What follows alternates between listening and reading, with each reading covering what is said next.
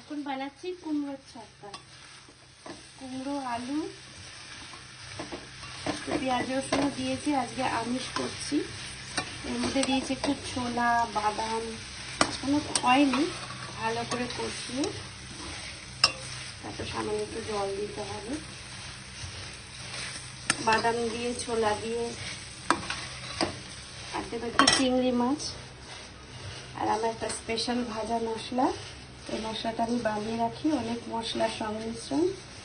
নামাবার আগে মশলাটা দিলে খুব সুন্দর একটা গন্ধ হবে।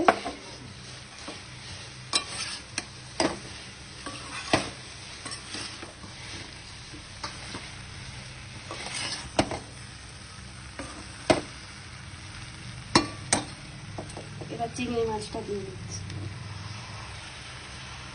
দিয়ে একটু কষিয়ে নিয়ে সামান্য জল দিয়ে ঢেকে দেবো। আর ঠিক নামাবার আগে ভাজা মশলাটা দিয়ে দেবো।